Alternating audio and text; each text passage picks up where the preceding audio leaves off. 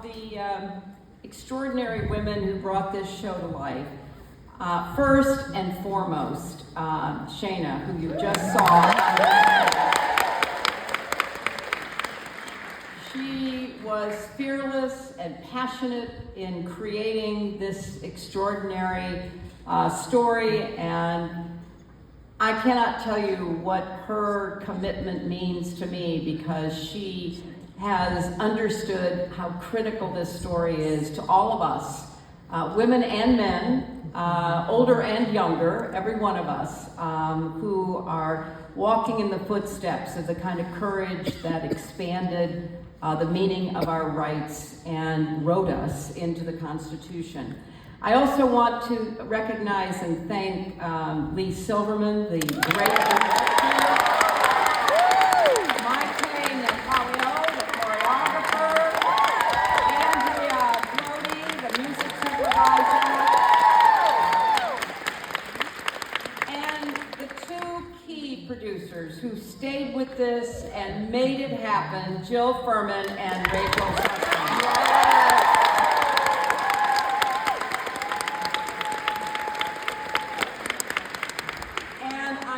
Grateful to David Horn for directing this capture of what happened on the stage and putting it on the screen, and to all the donors who made it possible and who support public media, which we all have.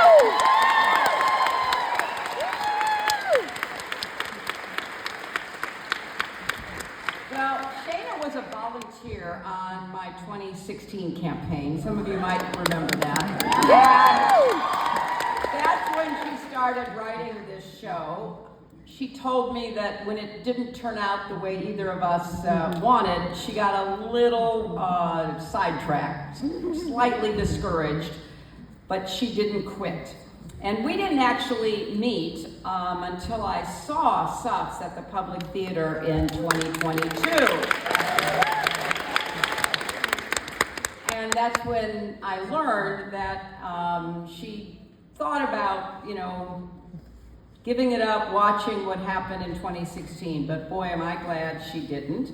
And I'm even more grateful that she reached out to me and asked me to come on as a co-producer. Now, did I know what a co-producer did? No. But I've always believed in the power of stories to change minds and change history. And I wanted to do everything I could to help bring this story to as wide an audience as possible. And so night after night, first on Broadway and now across our country, during the national tour, audiences have watched a group of women with different backgrounds and different strategies come together to push this country forward. Not perfectly, not all at once, but forward they did. And there couldn't be a more important moment to share this story. I'm really hoping that members of the Supreme Court watch this.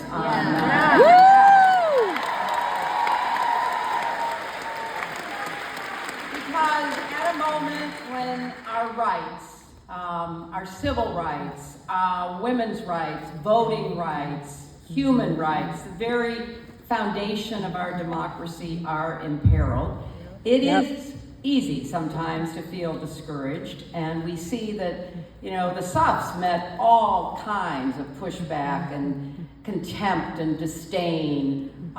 They didn't have it easy at all. We see their setbacks, their exhaustion, the moments when maybe it doesn't matter that they have to go through so much, but then they keep each other going.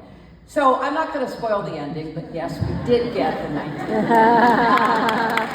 But you know what? That was not the end of the fight, because it was on paper, it was in the Constitution, but it did not apply to all women.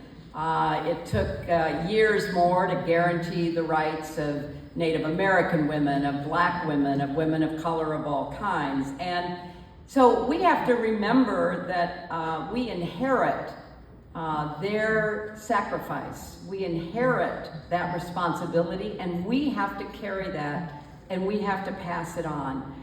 Because, you know, the great line in Keep Marching, progress is possible but not guaranteed.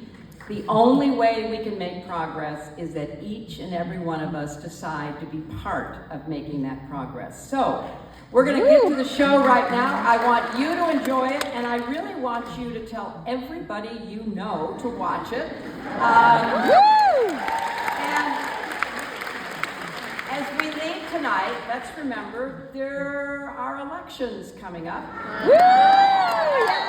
And the women you're about to watch didn't wait their turn. They organized, they protested, they gave everything to the cause. So if we want to protect our rights and the rights of our children and grandchildren, then we have to do the same thing. We have to keep fighting, we have to vote, we have to speak out, and yes, we have to keep marching forward into the light. Thank you.